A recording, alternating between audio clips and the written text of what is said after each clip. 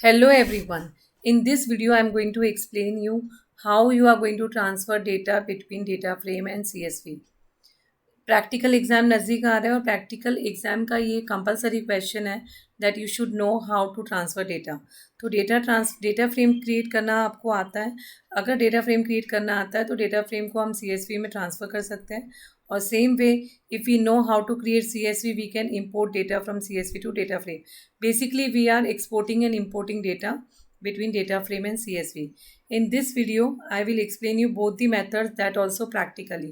तो अगर आपके प्रैक्टिकल एग्जाम की आप प्रिपरेशन कर रहे हो तो आपके लिए बहुत ही इंपॉर्टेंट है ये देखना, क्योंकि इससे काफ़ी चीज़ें क्लियर हो जाएगी कि आप रीड और राइट कैसे कर सकते हो। आई थिंक सबसे बेस्ट तरीका यही होगा कि मैं आपको ये प्रैक्टिकली करवा दूँ। तो मैं यहाँ पे स्पाइडर ऑन कर रही हूँ जिसमें हम डायरेक्टली प्रैक्टिकली चीज़ें करके देखेंगे कि किस तरह से काम करना है।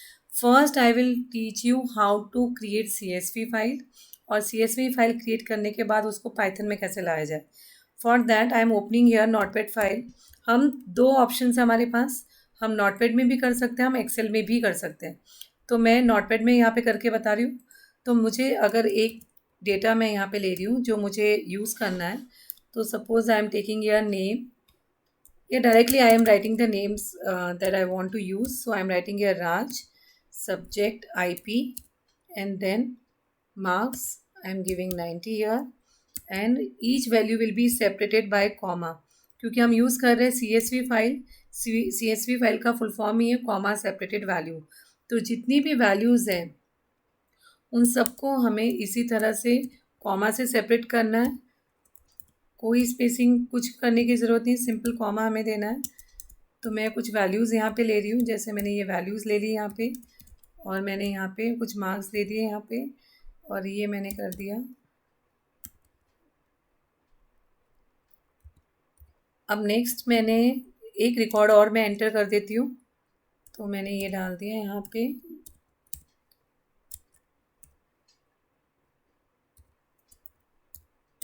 ये कुछ बच्चों के नाम मैंने डाले जिनके सब्जेक्ट के मार्क्स हैं। ये मैंने कुछ कर दिया, इसको मैंने यहाँ पे डेटा को सेव किया है। सेव करते टाइम मुझे ध्यान रखना है कि जो भी फाइल का नाम मैं दे रही हूँ, सपोज़ मैंने दिया है इसका नाम टेस्ट CSV .csv एक्सटेंशन मुझे देना बहुत ज़रूरी है। टेस्ट CSV की जगह कुछ भी हम दे सकते हैं, जो भी हमारे क्वेश्चन में है या जिस नाम की हम फाइल बनाना चाह रहे हैं वो दे सकते हैं। यहाँ पे मैंने ऑल फाइल सेलेक्ट कर लिया। लोकेशन मैंने देख ली कि ये डेस्कटॉप पे सेव हो रही है और मैंने इसको सेव कर दिया। जस्ट टू चेक कि फ़ाइल क्रिएट हुई है या नहीं, तो मैंने यहाँ पे लिखा टेस्ट CSV। तो यहाँ पे ये मुझे एक्सेल फॉर्मेट में दिख रही है क्योंकि ऑटोमेटिकली एक्सेल में ही बनती है। तो आप डायरेक्ट एक्सेल में बना के भी यूज़ कर सकते हो और ये फाइल मेरी रेडी है। नाउ दिस फाइल, ये मेरा 50% काम हो गया, मेरी CSV फाइल रेडी है। अब मुझे इसे डेटा फ्रेम में यूज़ करना है। For that I have started your spider में नॉर्मली जब हमें डेटा फ्रेम का कुछ भी काम करना है, we are using this import pandas SPD। अब मुझे ये फाइल को रीड करना है जो मैंने अभी बनाई है टेस्ट CSV.CSV। जब मैं ये फ़ाइल रीड करूँगी तो ये फ़ाइल पाइथन में आएगी। पाइथन में एक वेरिएबल मुझे क्रिएट करना पड़ेगा जो इसको होल्ड करे। तो मैंने इसका नाम ले लिया df1 equals to, now I am taking that file which is there in CSV, normally मैं PD। इसका इनबिल्ट मेथड है रीड CSV। तो मुझे ये रीड CSV मेथड यूज़ करना है और यहाँ पे अगर मैं अपना फाइल का नाम देती हूँ which is test CSV .csv, ये मेरी फ़ाइल का नाम था जो मैंने दिया था। तो मैंने यहाँ पे अगर इस तरह से फ़ाइल दिया है, पर अगर मैं इस तरह से देती हूँ और मैं इसको रीड करने की कोशिश करूँ तो आप खुद देख सकते हो कि क्या होगा। मैंने यहाँ पे किया प्रिंट df1। काफ़ी लोग इस तरह से ट्राई करते हैं, पर जब हम ये करते हैं तो आप देखो इसमें मैं इसे रन कर देती हूँ। कंसोल एक बार स्टार्ट कर देते हैं। काफ़ी लोग डायरेक्ट फाइल का नाम दे देते हैं और फिर उसको रन कर रहे होते हैं, तो ये बहुत बार ऐसा होता है कि रन नहीं होती है। तो इसके पीछे भी एक रीज़न है। अब जैसे ही मैं, ये रीज़न यही है कि एरर आ जाएगी because you have not given path of your CSV file. तो मेरा नेक्स्ट स्टेप ये होगा कि मुझे ये ध्यान रखना है कि टेस्ट CSV फाइल मेरी यहाँ पे है। आई will right click on this और मुझे यहाँ पे इसका फाइल लोकेशन मिल जाएगा। I will copy the location, और जैसे ही मैं लोकेशन कॉपी करूँगी जो मेरे पास यहाँ अवेलेबल हो गया है, कॉपी करने के बाद मुझे स्पाइडर में इसे इस जगह पे पेस्ट करना है, क्योंकि पाइथन को नहीं पता एग्जैक्ट लोकेशन, तो मैंने यहाँ पे कर दिया और ये मेरी फ़ाइल टेस्ट CSV रेडी है। लेकिन अगर मैं अभी भी इसको रन कर रही हूँ तो एरर आ रहा है। रीज़न ये है कि जो स्लैश, अगर आपने 11th में कभी गौर से पढ़ा हो तो सिंगल बैक स्लैश पाइथन में रीड नहीं हो सकता, because this is a non graphic character. तो यहाँ पे हम इस तरह से इसको डबल कर दें ताकि ये इसको रीड कर पाए। तो मैंने जितनी भी सिंगल स्लैशेस थे उनको डबल कर दिया। Now I will run my project and you can see the file which is created in CSV now available in Python in the form of data frame. तो ये हमने रीड करना सीख लिया कि फ़ाइल को कैसे रीड किया जाता है। तो ये चीज़ तो ईजिली हो गई, इसमें कोई प्रॉब्लम नहीं है। नेक्स्ट हमें ये ध्यान रखना है कि इसके साथ साथ हम और क्या चीज़ें कर सकते हैं। तो कुछ इसके पैरामीटर्स हैं जिनको हम यूज़ कर सकते हैं। जैसे मैं यहाँ पे कर दूँ कॉमा, और यहाँ पे मैं अगर कर दूँ जो हेडिंग्स आ रही है, अगर मुझे लग रहा है मुझे अपनी कोई हेडिंग्स देनी है तो मैं यहाँ पे हेडिंग्स दे सकती हूँ। For that I will right names. ये इसके कुछ एक्स्ट्रा फीचर्स हैं जिनको हम यूज़ कर सकते हैं।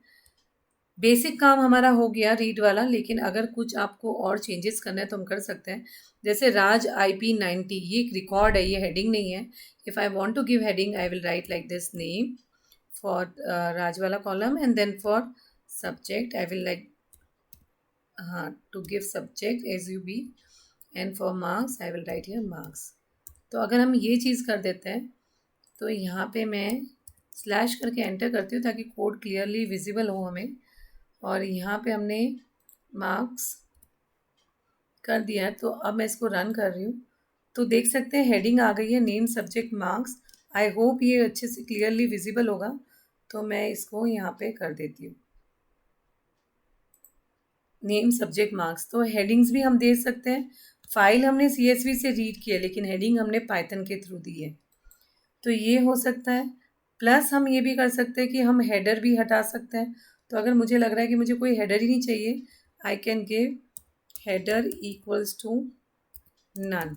लेकिन अगर मैं ये दोनों चीज़ें साथ में दे रही हूँ, देखिए आप, अगर मैं ये दोनों चीज़ें साथ में दे रही हूँ तो ये पॉसिबल नहीं है, क्योंकि मैंने हेडिंग खुद ही दे रखी है, फिर मैं इसको हटा रही हूँ तो मुझे इस कमांड को यहाँ से हटाना पड़ेगा। अगर मैं यहाँ से ये हटा देती हूँ और हेडर इक्वल्स टू नन कर रही हूँ और मैं इसको रन कर रही हूँ, तो जो हेडिंग था वो हट गया, और जो बाय डिफ़ॉल्ट है 0 1 2। तो दोनों ऑप्शंस हैं। हमें बाय डिफ़ॉल्ट चाहिए तो हेडर इक्वल्स टू नन कर दो। अगर मुझे चाहिए कि मैं कुछ ऐसा रेलिवेंट कॉलम हेडिंग्स देना चाह रही हूँ, in that case I will use my names attribute. तो ये तो क्लियर हो गया header and name. Same way many features are there. अगर मुझे लग रहा है कि यहाँ पे सारी रोज़ मुझे व्यू नहीं करनी है, I can give number of rows like this, और यहाँ पे मैंने लिखा equals to 2। n means number of rows equals to 2। Now see the output, we can view only 2 rows. ठीक है, तो ये फीचर भी क्लियर है। Next is skip rows. अगर मुझे कुछ रोज़ स्किप करानी है तो भी मैं यहाँ पे कर सकती हूँ। अगर मुझे यहाँ पे लग रहा है कि कुछ रोज़ मुझे नहीं देखनी है, suppose if I see my original 0 1 2 3, तो मुझे 1 और 3 वाली रो नहीं देखनी है। For that I am writing 1 3। This way we will use skip row functions. तो देखिए यहाँ पे 1 पे युक्ता और 3 पे लहर का रिकॉर्ड दोनों नहीं विजिबल है। तो रीड करना फाइल हमें आ गया, how to create CSV file, then how to read that CSV file in data frame with some of the features, जिसमें हमने किया नेम्स, हेडर, स्किप रोज और N rows, number of rows. तो ये तो हो गया रीड वाला part complete. In your board practicals दोनों टाइप के क्वेश्चन आ सकते हैं, या तो आपको इंपोर्ट करने के लिए कहा जाएगा या आपको एक्सपोर्ट करने के लिए किया जाएगा। तो ये वाला जो कोड है, very simple code, this is for importing from CSV to Python. ये काम हमारा हो गया। मैं इसको कमेंट कर देती हूँ। कमेंट मीन्स अभी कोड रीड नहीं करेंगे, पर यहाँ पे स्क्रीन पे आपको दिखता रहेगा। Now we will learn how to use data frame to write in CSV। अब हम करेंगे एक्सपोर्ट। एक्सपोर्ट करने के लिए सबसे फर्स्ट काम जो मेरा होगा वो डेटा फ्रेम क्रिएट करना है।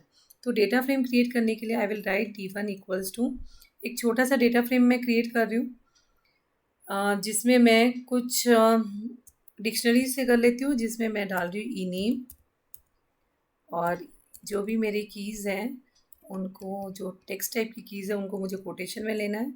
और मैं फॉर एन एग्जांपल 2 एम्प्लॉयज़ का ही बना रही हूँ ताकि ज़्यादा हमें कॉम्प्लिकेटेड ना रहे। तो यहाँ पे मैं ले रही हूँ Nilesh first employee and Khushboo second employee, ठीक है।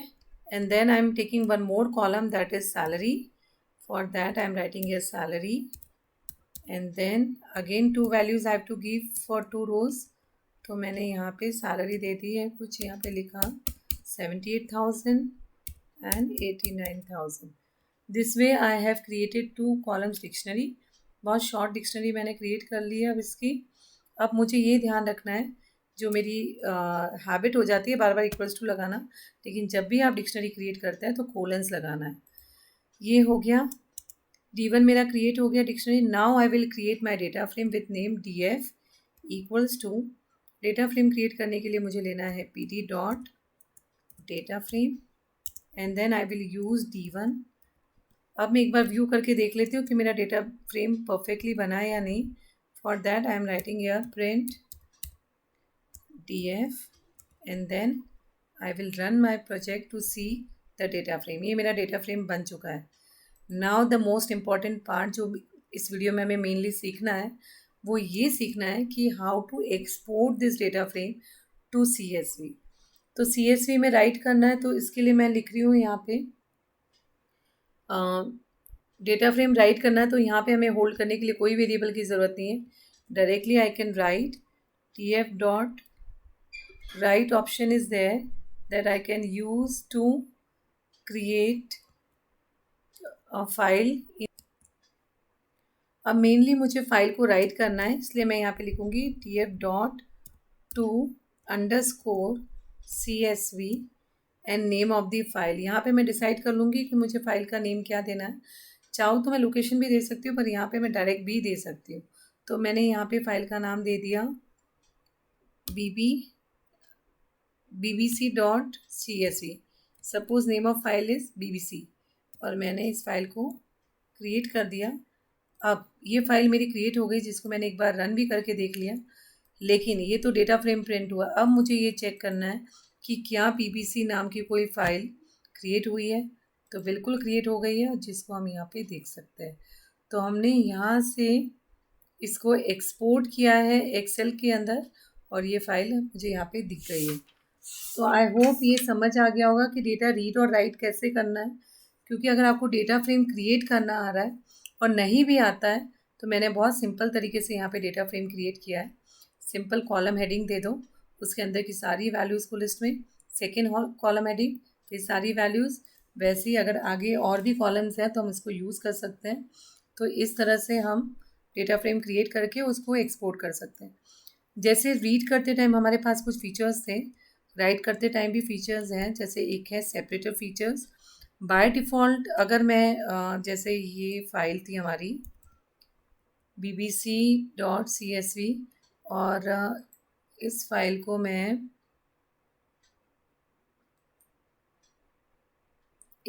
अगर मैं यहाँ पे यूज़ कर रही हूँ और मुझे लग रहा है कि सेपरेटर्स मुझे देने हैं, तो मैंने यहाँ पे सेपरेटर दे दिया। जैसे ये सेपरेटर अगर मुझे देना है, आई हैव रिटन दिस, और यहाँ पे मैं इसको यूज़ कर सकती हूँ। बाय डिफ़ॉल्ट तो इसमें कॉमा ही होता है, लेकिन अगर मुझे लग रहा है कि सेपरेटर मुझे देना है तो मैं दे सकती हूँ। पहले मैं इस फाइल को सर्च करूँ कि ये फ़ाइल अगर मैं इसमें ओपन कर रही हूँ, और ये मेरे क्विक एक्सेस में फ़ाइल तो मुझे दिख ही जाएगी। तो मैं यहाँ पे इस फाइल को देखती हूँ कि ये मुझे मिल जाती है, जो यहाँ पे नहीं दिख रही है।